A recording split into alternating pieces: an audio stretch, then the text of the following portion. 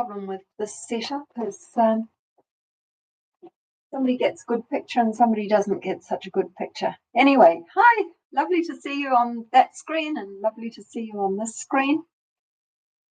We're going to start this evening with just a short practice. Sorry, my phone is interrupting me, so I will turn off the notifications.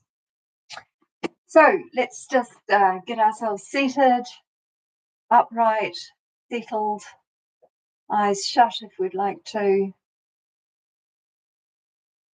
Turn off your notifications, turn off your phones.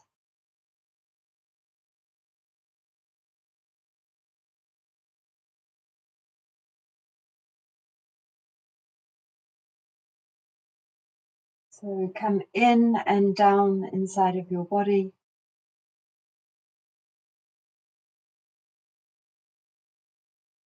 Let the belly be soft and round.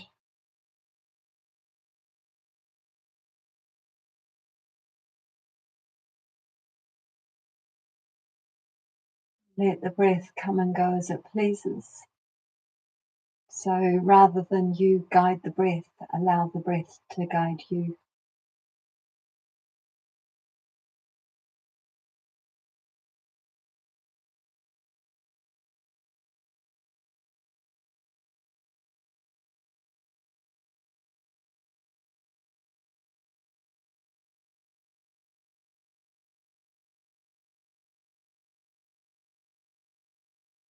So for this practice, I'm going to encourage you to just have a focus on the breath at the nose, at the nostrils.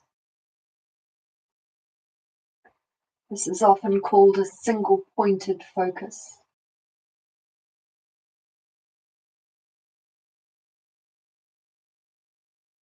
And sometimes it's difficult not to go cross-eyed, so just relax the eyes and let the eyes stay wide, but take the focus of your concentration to your nose, and particularly the nostrils where the air goes in and out.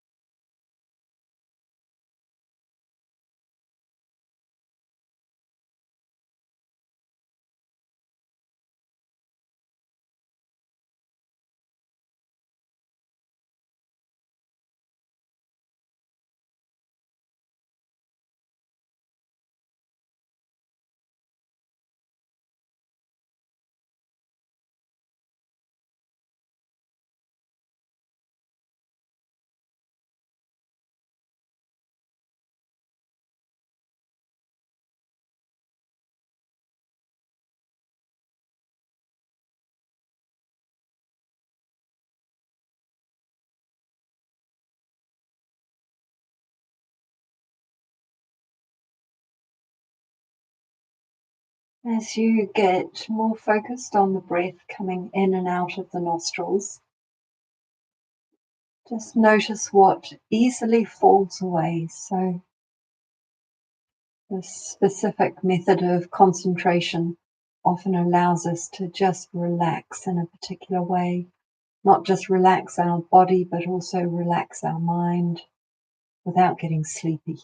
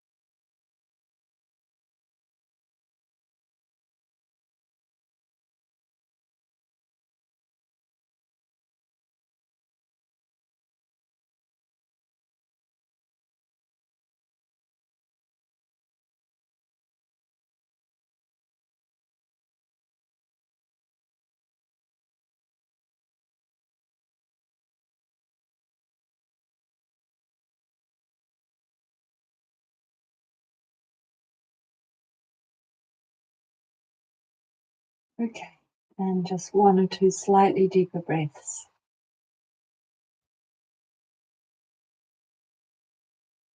And when you're ready, yawn, stretch, wiggle, jiggle, the thing that makes you feel comfortable and back in the group.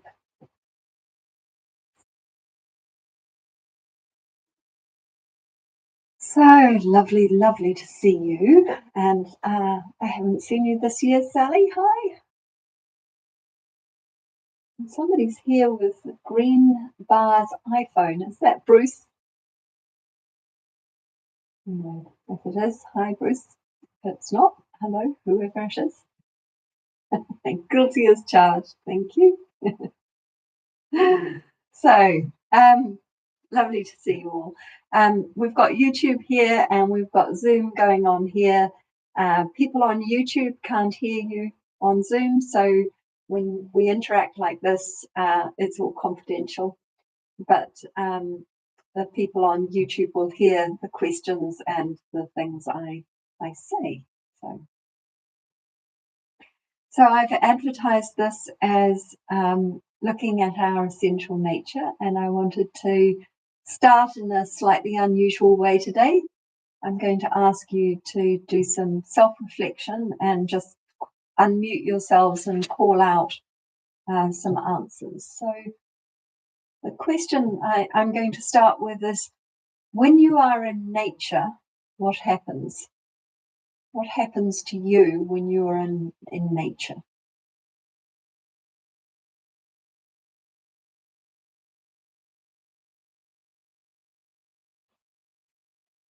Feel peaceful and connected. Thank you. You become alive and joyful. Thank you. You can feel the elements. Thank you. I can breathe fresh air.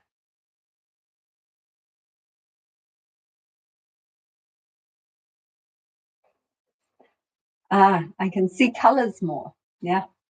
Thank you.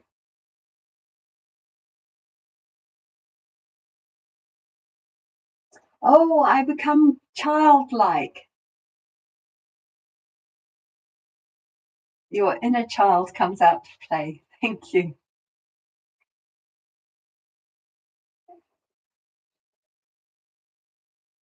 Yeah. So it sparks curiosity. Great. Thank you. So what else happens?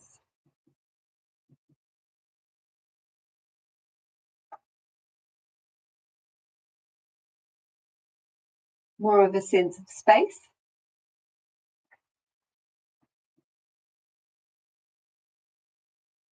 Go on. Freedom. Okay. Great. Thanks. Perspective. Lovely. Yeah. Yeah. So you see yourself as a part, not in a diminished way, but as an expanded part of the whole. Yeah. Lovely. Yeah. Thank you. Rested, embodied and expanded. Yeah. Lovely. Great. Anything else that's not been mentioned or shared? You forget your troubles.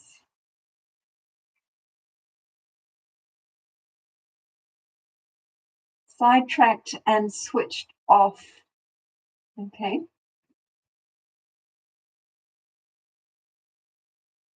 Okay. Thank you.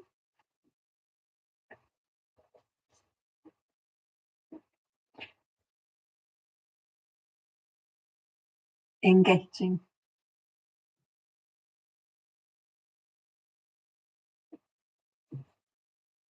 Yeah. Connection when we're outside. Yeah. Yeah.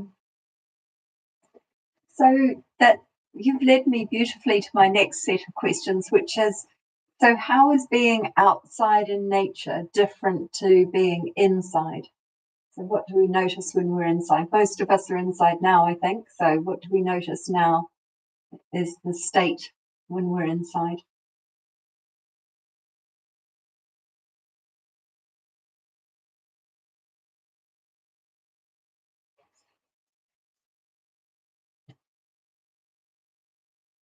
Yeah. So inside smaller, more confined. Yeah. Indoors, inside and indoors. Safe and cozy. Yeah. Yeah. Can't feel nature when I'm indoors.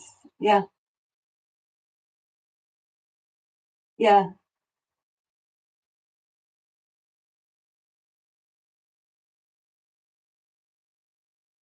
Yeah. So all those sensations, wind, sun, ground, trees, birds, all those sensations are removed in some ways. Yeah.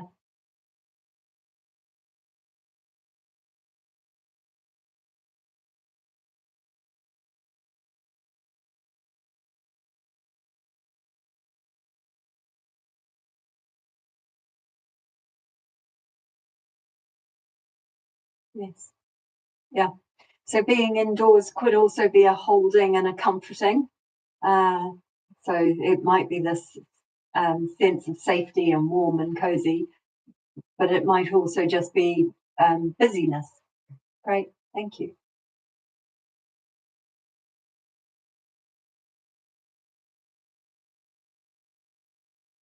Mm. Mm. Right. So the mind is engaged, but and the body is less engaged in some way. There's a switching of mental faculties. Mm.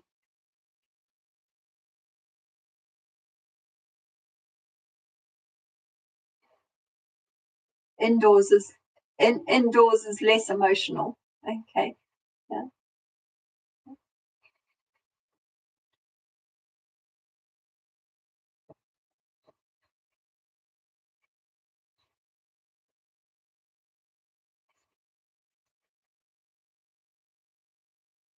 Yeah. So the so the connections you're feeling are mind oriented rather than body or sensory oriented. Yeah.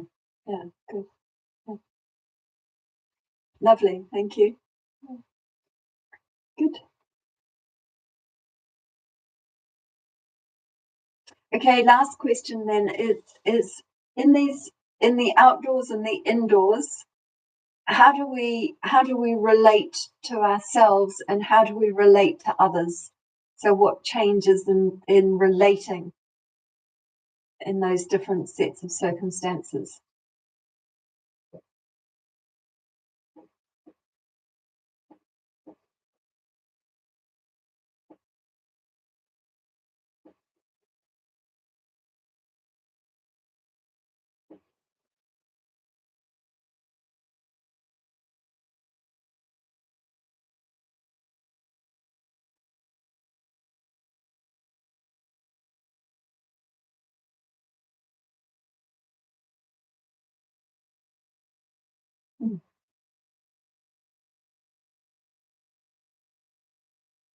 Mm-hmm. So outdoors somehow relating is blended with with relating is blended or integrated, maybe it would be a different word, integrated with the experience, whereas indoors it feels more contingent. I don't know if that makes sense, but it seems like it might be more variable, I think was the word you used. Thank you.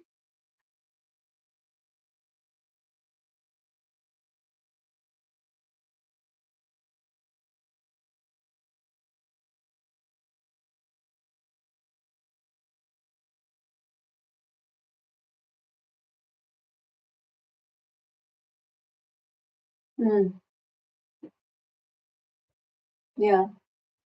And I think Maria used the word ego in some way that might play out more. So that's to your point, I think, about somehow outdoors it's freer and more expansive, and indoors it might be more full of expectations and things. Yeah. Yeah.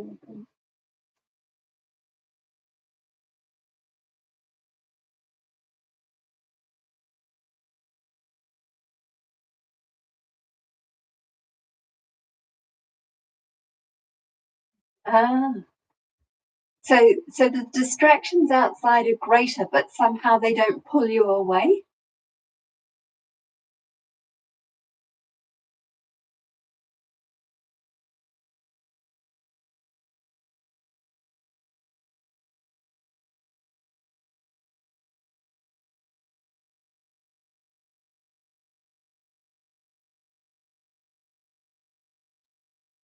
Mm.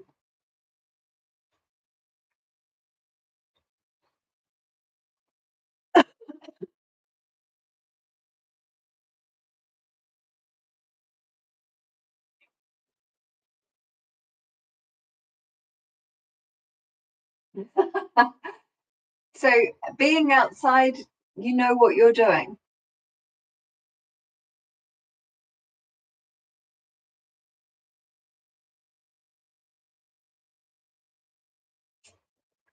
Right.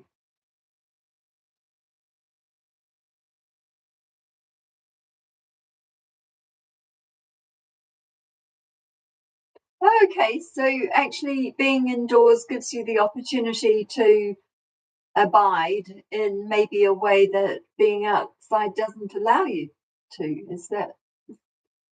I don't think you are saying that, because yeah, but you said something about purposefulness being outside. Yeah. Hmm. Hmm. Hmm. Okay. Yeah. Yeah. Okay. Hmm. Hmm. Yeah, yeah, no, that's great. There's no right answers to any of these questions. I'm just interested to get us to reflect on how how nature supports our practice and how it helps to reveal our essential nature. So um, I don't want to speak for very much longer. I want us to experiment in practice. Um, but I've one of the teachers I follow this week, um, a pearl of wisdom that was shared was something around you have to be prepared to let go of your personal narrative. And it's such a simple thing for a teacher to say, let go of your personal narrative. And and there's so much in that I had to unwrap and think about and play with. And so that's what I really want us to look at and think about. um, and then another teacher was giving a very beautiful talk about being in nature and how nature helps us with our practice. So this is a teacher called Mark Coleman, who was saying things like, when you're outside, you don't have to think about practice because you are in practice. The fact that as you walk on the stony beach, the sharp stones on your feet make you present. You cannot be anywhere other than on that beach with sharp stones on your feet, because instantly it grabs you. And I think he used the same example as Bruce about the kite. You don't stand there and trying to make yourself present and mindful. You are mindful because there is something that grabs you and elevates you and just absorbs you. So nature has this ability to make us mindful. Howling wind, when we're outside in the howling wind, we're mindful. We're absolutely fully present to it. We're alive. We don't need to think about practice. That is the practice right there. So I was thinking about these two teachings that I've absorbed this week, and how do they relate to each other? Because for me, they seem to just be natural ways of thinking about the same thing. And of course, the first teacher used the phrase, we have to be prepared to let go of our narrative. And these words, letting go, are often problematic for me, because letting go means, well, I don't know what it means, but sometimes it just makes me grab hold tighter. And then this teaching by Mark Coleman about nature and how nature grabs us, absorbs us, captivates us, immediately and spontaneously makes us mindful. I was thinking actually that another way of thinking about letting go of our narrative might simply be, how do we replace our narrative? So how do we turn our narrative about me, I, into something more bountiful, more connected, more natural? And so that's kind of where I want to take us today in our practice. And Mary used a very beautiful and very important phrase, which is nature also has the potential to turn on our curiosity. And so this essential nature that might be revealed by letting go of our narrative is possible because we're curious. So I'll say that again. The letting go of our narrative might be possible through nature and through a curiosity, and that might make it more possible.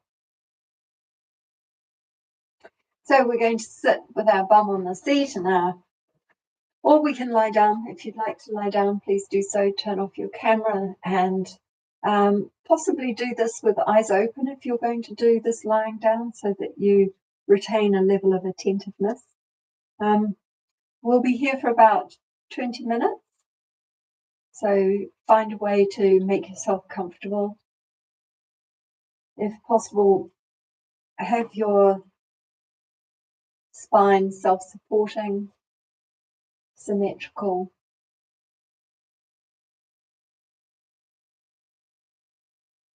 So if your spine is symmetrical, then it will be self-supporting. Ears over shoulders, shoulders over hips. Feet, ankles, and knees aligned.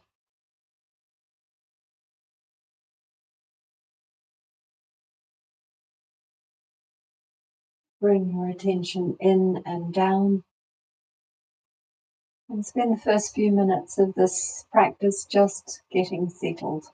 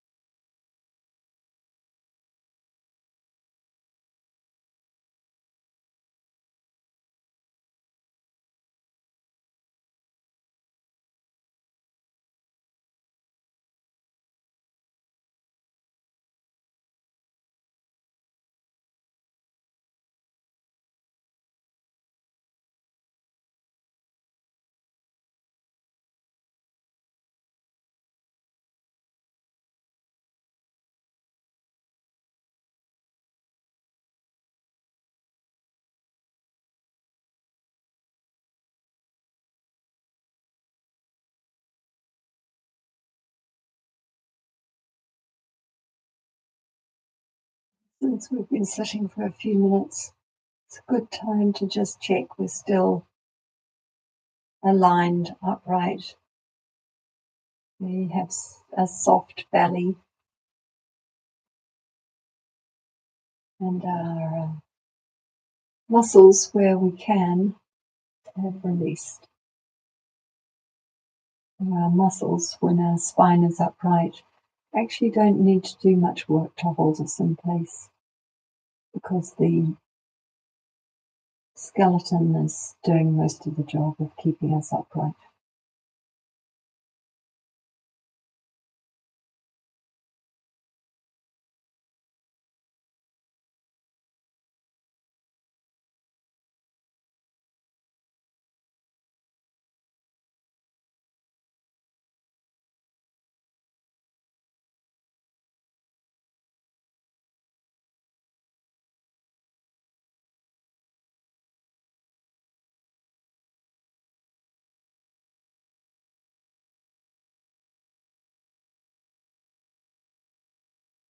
So I'd like to invite you to once again bring your attention to the nostrils and the air coming in and out of the nostrils.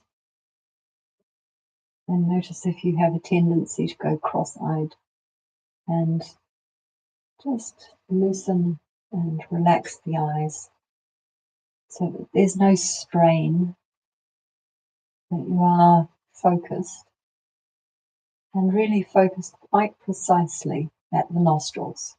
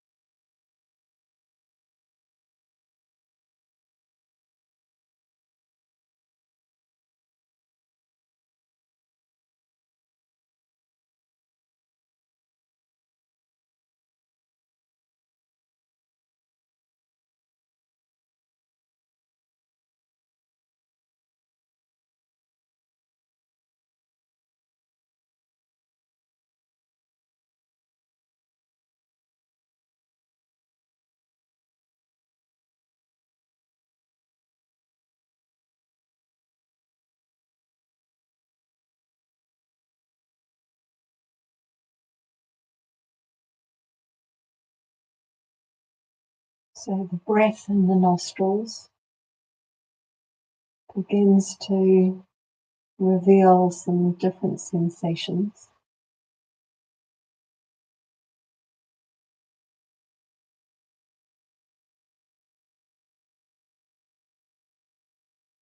You may suddenly find that you have a little itch, or that you might find that you breathe more naturally from one side of the nose than the other.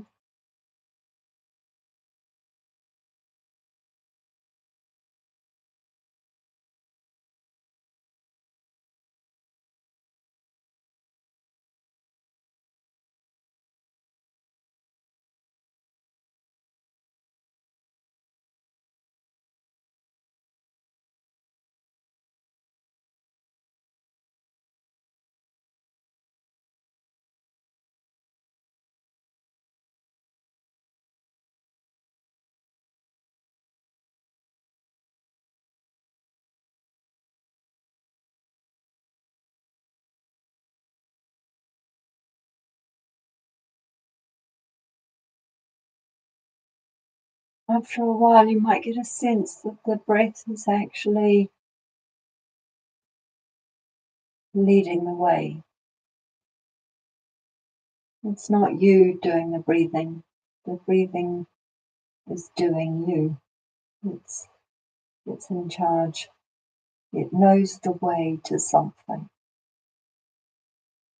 And as the breath changes and moves, deepens, gets more shallow, gets more gentle, follow where the breath wants to take you.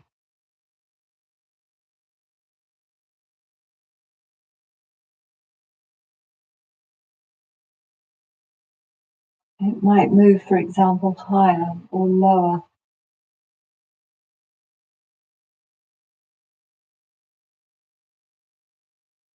Just wherever it wants to go.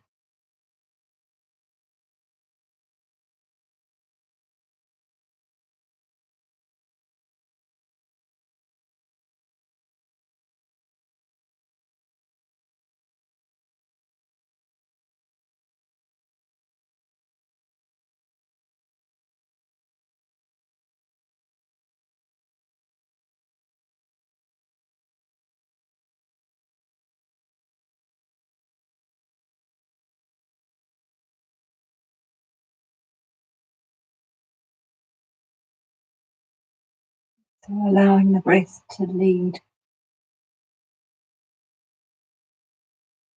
allowing the breath to be completely natural.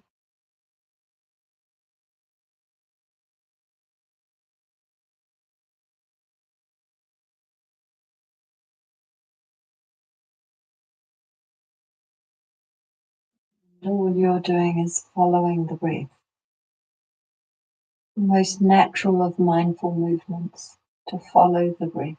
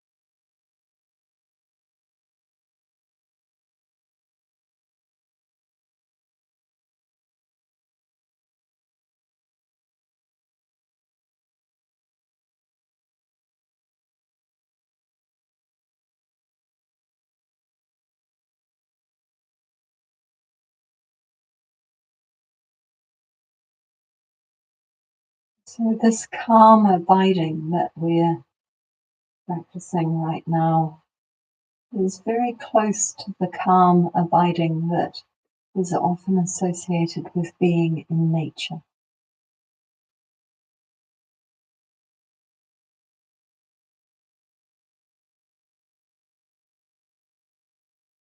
In some ways, it might be an easy way to bring nature indoors.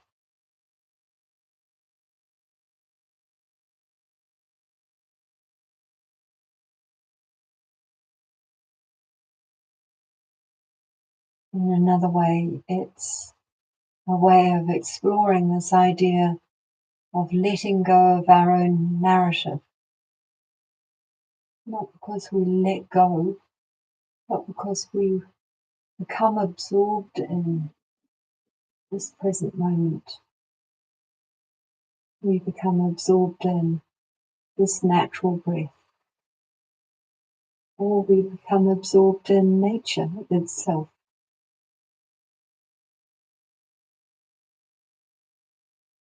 This quality of absorption, sometimes called samadhi, helps us to let go of, forget,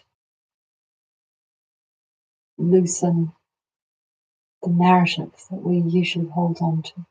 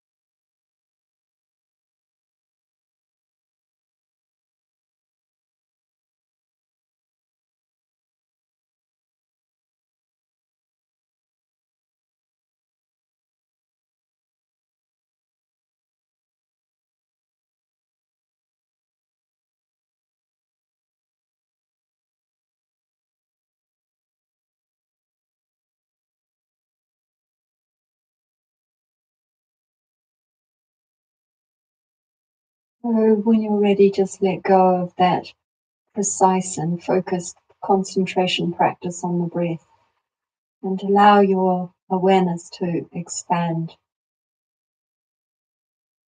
Reach out beyond yourself. Reach out beyond the walls of your indoor space.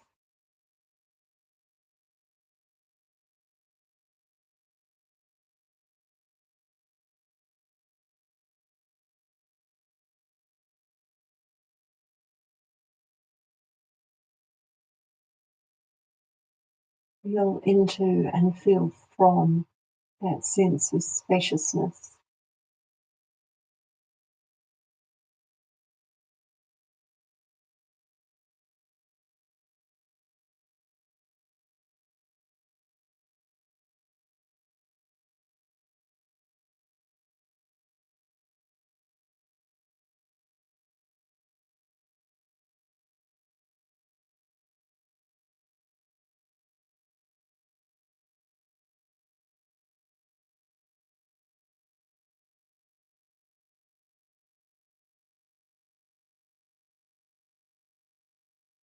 And in the last few moments of this practice, maybe just reflect on what became apparent for you, what revealed itself, what was new, what shifted, what changed. Not as a series of thoughts, but just as a sensing into what are the answers to those questions, a sensing into those questions.